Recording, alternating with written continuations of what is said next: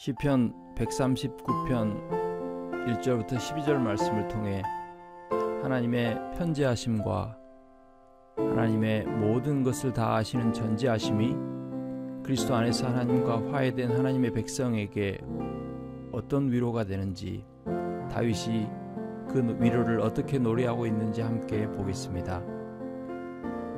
시편 139편 1절입니다. 여호와여, 주께서 나를 살펴보셨으므로 나를 아시나이다. 주께서 내가 앉고 일어섬을 아시고 멀리서도 나의 생각을 밝히 아시오며 나의 모든 길과 내가 눕는 것을 살펴보셨으므로 나의 모든 행위를 익히 아시오니, 여호와여, 내 혀의 말을 알지 못하시는 것이 하나도 없으시니이다. 주께서 나의 앞뒤를 둘러싸시고 내게 안수하셨나이다. 이 지식이 내게 너무 기이하니 높아서 내가 능히 미치지 못하나이다. 내가 주의 영을 떠나 어디로 가며 주의 앞에서 어디로 피하리이까? 내가 하늘에 올라갈지라도 거기 계시며 수월에 내 자리를 펼지라도 거기 계시니이다. 내가 새벽 날개를 치며 바다 끝에 가서 거주할지라도 거기서도 주의 손이 나를 인도하시며 주의 오른손이 나를 붙드시리이다. 내가 혹시 말하기를 흑암이 반드시 나를 덮고 나를 두른 빛은 밤이 되리라 할지라도 주에게는 흑암이 숨기지 못하며 밤이 낮과 같이 비추이나니 주에게는 흑암이 빛과 같음이니이다. 다윗은 지금 피조물이 달아나 숨을 수 없는, 가히 없는 하나님의 편재하심을 기뻐합니다. 이런 하나님을 아는 것은 다윗 자신에게는 너무나 기이한 일이라고 말합니다. J.A. 모티어라는 신학자는 이 시편을 하나님의 편재하심과 전지하심에 대한 다윗의 묵상이라고 말합니다. 17세기 청교도인 스티븐 차녹 역시 이 시편을 일컬어 하나님의 편재하심과 전지하심에 대한 광대한 묵상이라고 했습니다. 시편 139편 17절이 이것을 잘 보여줍니다. 다윗은 이렇게 말합니다. 하나님이여, 주의 생각이 내게 어찌 그리 보배로우신지요, 그 수가 어찌 그리 광대하신지요. 무한하신 하나님, 알파와 오메가 되시는 하나님은 시작부터 마지막을 아십니다. 처음부터 끝을 아십니다. 그래서 소위 말하는 예지라는 것이 하나님께는 필요가 없고 적용될 수 없습니다. 모든 것이 하나님으로부터 나오고 하나님으로 말미암고 하나님께로 돌아가기 때문입니다. 다윗은 하나님이 모든 곳에 계신다고 합니다. 하나님을 피해 숨을 곳이 없다고 합니다. 하나님이 함께하지 않는 곳이 없다고 합니다. 하나님은 자신이 지으신 만물 위에 계십니다. 만물 안에 계십니다. 하나님께는 빛과 어두움이 매일반입니다. 하나님은 이처럼 자신이 지으신 만물 어디에나 모든 것 안에 현존하시고 편재하십니다. 해의 온기를 피해 숨을 생물이 없는 것처럼 하나님 앞에 드러나지 않을 것이 없습니다. 하나님은 모든 것을 목도하십니다. 내가 하는 모든 행위를 주목하여 보십니다. 사람들이 볼까 하여 문을 걸어 잠그고 창문에 커튼을 들이우고 혼자 들어앉아 있은들 하나님은 바로 그곳에 계십니다. 나에게 나보다 더 가까이 계십니다. 내 모든 생각을 보십니다. 심지어 내가 바라고 원하는 모든 것을 아십니다. 하나님 앞에서 감추어질 것은 없습니다. 우리의 행위는 물론 모든 생각, 의지, 욕망까지도 하나님의 눈앞에 벌거벗은 것처럼 고스란히 드러납니다. 시편 14편 1절이 이 사실을 잘 보여줍니다. 어리석은 자는 그 마음에 이르기를 하나님이 없다 하는도다. 여기서 하나님이 없다는 말은 하나님의 존재를 부정하는 것을 말하지 않습니다. 귀신들도 하나님이 한 분이신 것을 믿고 떨기 때문입니다. 여기서 말하는 것은 만물에 들이운 하나님의 실제적인 섭리의 통치를 부정하는 것입니다. 하나님이 실제 만물 안에서 만물을 의로 다스리심을 부정하는 것을 말합니다. 이런 부정이 범해지는 자리는 어디입니까? 마음입니다. 개인의 존재와 가치의 중심인 마음입니다. 겉으로는 아무리 종교적이어도 그 마음에는 원색적인 무신론이 또아리 틀고 있는 자들입니다. 하나님이 계신다고 일반적인 인정을 합니다마는 지금 이 순간 그 하나님이 모든 만물과 생명을 붙들고 주관하시는 것은 인정하지 않습니다. 하나님의 편재하심을 부인합니다. 하나님이 모든 것을 아신다는 사실을 부정합니다. 그렇기 때문에 이런 자들의 마음에는 하나님을 경외함이 없습니다. 하나님은 이런 자들을 미련한 자라고 합니다. 하나님을 믿기는 하지만 온 우주에 편재하시고 모든 것을 아시며 의로 만물을 붙드시는 하나님으로서는 아닙니다. 아니 오히려 그런 하나님이라면 no thank you입니다. 사절입니다. 이런 사람들에게 하나님은 결코 그런 존재이면 안 되기 때문입니다.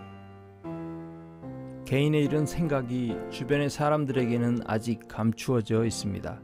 적어도 겉으로 드러나는 그 사람의 모습은 아닙니다.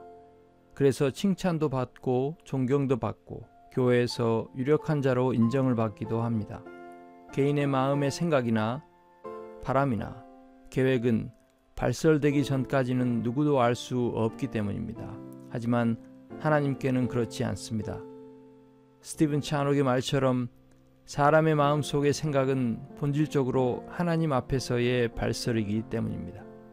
차녹은 사람의 마음에 생각하는 바는 본질적으로 동료 인간을 향한 발설이 아닌 하나님의 면전에 대고 하는 말이라고 했습니다. 악을 도모하고 있는 죄인들은 혹은 신자라고 하면서 자신의 입술의 고백을 거스려 악을 도모하거나 불신에서 비롯된 일을 궁리하려고 할 때 잠시 이 일을 멈추고 하나님의 편지하심에 대한 이런 사실을 다시 한번 생각해 보는 것이 좋을 것입니다. 개인이 마음으로 악을 도모할 때 고의로 양심과 지식과 입술의 고백을 거스르는 일을 궁리할 때 이는 다름 아닌 하나님의 면전에서 그렇게 하고 있기 때문입니다. 만물의 주제이신 영존하시는 왕, 만물을 의로 심판하시는 거룩하신 왕의 면전에서 그렇게 하고 있기 때문입니다. 하지만 그리스도 안에서 하나님과 화해된 죄로부터 돌이키는 그리스도인들에게 하나님의 편재는 하나님의 전지하심은 크나큰 위로와 위안의 원천입니다. 앞에서 하나님은 모든 것을 아신다고 했습니다. 하나님은 모든 곳에 거하신다고 했습니다. 하나님은 우리의 행위를 아실 뿐 아니라 과연 우리의 체질을 아시며 우리가 단지 티끌과 같은 존재임을 기억하십니다. 동료 인간들이 우리를 잘못 판단하고 우리의 동기나 의도, 우리의 말이나 행동을 오해할 때 하나님은 우리의 중심을 아십니다. 멀리서도 나의 생각을 밝히 아시는 분이기 때문입니다. 심지어 원하는 것과 달리, 원하는 바와 달리 우리의 행동이 잘못 표출될 때조차 하나님은 우리의 중심을 편드십니다. 가난한 과부의 2렙돈을 다른 부자들이 넣은 모든 헌금보다 더 많이 넣었다고 선언하신 분이 누구입니까? 바리새인들이 꼬투리를 잡으려고 눈에 불을 켜고 자신의 일거수일투족을 주시하고 있는 시몬의 집 한가운데서 죄를 지은 여인이 눈물로 자신의 발을 적시고 머리털로 닦고 입 맞추도록 내버려 두신 분이 누구입니까? 왜 그렇게 하셨습니까? 죽었다가 깨어나도 사람들은 모를 사람의 중심을 우리 주님은 너무나 정확히 아시기 때문입니다. 그리고 그런 중심을 주신 주인 역시 다름 아닌 하나님 자신이기 때문입니다. 이처럼 그리스도 안에서 하나님과 화해한 신자들은 하나님으로부터 분리될 수가 없습니다. 하나님이 그들의 형편을 아실 뿐 아니라 중심도 아십니다. 그리고 그들과 함께 하십니다. 그렇다고 신자들에게 어려움이 없다는 말은 아닙니다. 오히려 더 많이 생깁니다. 하지만 무슨 일이 생기든 어떤 시험과 고통을 지나가든 신자들과 하나님과의 관계는 손톱만큼도 변하지 않습니다. 오히려 하나님은 경건한 신자들 마음의 탄식과 신음을 들으십니다. 어거스틴이 고백한 것처럼 하나님은 우리 자신의 가장 깊은 존재보다 더 우리 자신과 가까이 계시기 때문입니다. 우리의 영혼이 가장 멀리 이룰 수 있는 곳보다 더 멀리까지 가 계시고 우리 영혼이 다다를 수 있는 곳보다 더 높은 곳에까지 가 계시기 때문입니다. 우리가 아무리 멀리 가도 그리스도의 하나님이 우리 아버지로 현존하지 않는 곳은 없기 때문입니다. 그렇기 때문에 우리의 중심의 탄식과 신음은 다름 아닌 하나님 아버지 앞에서의 탄식이고 신음입니다. 어거스틴이 고백하는 것처럼 하나님은 지극히 높이 계시고 지극히 심오한 곳에 계시지만 그 어떤 다른 것보다 나와 가까이 계시고 인간인 나 자신에게 가장 감추어져 계시지만 나 자신과 가장 친밀하게 자리하신 분이기 때문입니다. 하나님은 그리스도 안에서 자녀된 신자들이 어디에 있든지 그곳에 함께 하십니다. 함께 하시는 각각의 모든 자리마다 삼위 하나님의 신성의 온전함과 전체로 계십니다. 그러나 누구에게도 제한되시거나 갇혀 계시지 않습니다. 이 얼마나 신비로운 진리입니까? 마음 따뜻한 친밀함과 더불어 무한한 두려움이 놀랍도록 조화롭게 어우러져 있지 않습니까? 과연 다윗의 고백과 같이 하나님을 아는 지식은 너무나 기이해서 우리가 결코 다다르지 못합니다. 주의 생각은 너무나 광대하고 보배로워 우리가 다 헤아리지 못합니다.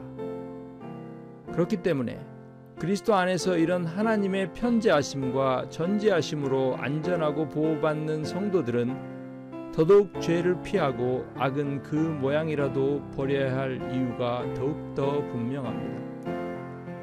신자들은 불신자들과 마찬가지로 본질적으로 전능하신 창조주의 면전에서 살아갈 뿐 아니라 하나님이 그의 아들 예수 안에서 성령의 위로 넘치는 내주하심을 통해 우리를 거룩하게 하시는 분으로 신자들 안에 자리를 펴셨기 때문입니다. 이런 하나님의 내주하심과 임마누엘은 기도를 통해 그리고 믿음으로 말미암은 의지적이고 의도적인 하나님과의 교통과 교제를 통해 긴밀하게 누려지고 확장됩니다.